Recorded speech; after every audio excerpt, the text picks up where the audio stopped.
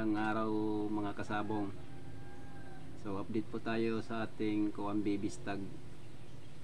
Ito po sila mga medyo malaki-laki na mga kasabong ngayon. So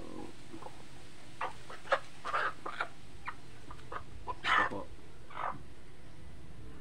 So ito malaki kay mga kasabong ngayon. Parang may lain itong Peruvian.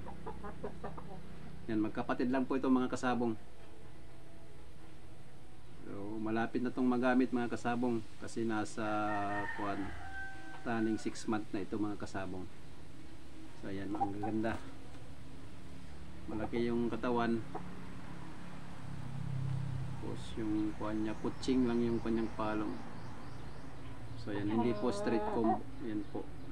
So ito yung isa, tanggalan na ng palong mga kasabong kasi medyo pumipiloy po sa bandang kanan. So ayan, oh.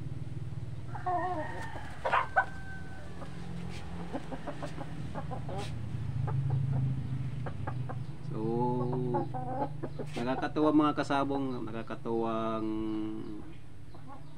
yung mga tao talaga na mahilig sa manok. So ito po. So nakakatuwa tingnan na may mga ganitong alaga ka. Ito po.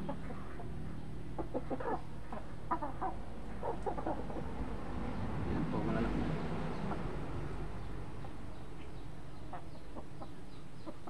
Matangkad to mga kasabong, sakto yung kanilang height.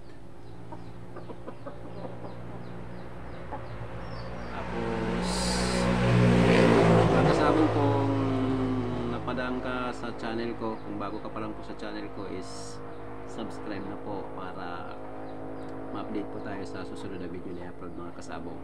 So maraming salamat po para sa mga solid supporter ko dyan, para sa mga subscriber ko, thank you very much sa inyo. Tapos dun sa mga nanonood ng munting video ko, kahit pa paano mga kasabong, kahit hindi gaanong maganda yung kuhan, yung pagkakagawa ng video mga kasabong. So ayan, thank you very much sa inyo.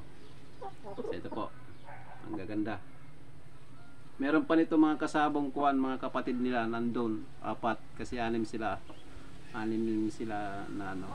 Meron pa 4 na akong ganito. So update ko kayo, papakita ko po sa inyo sa susunod na video. Thank you.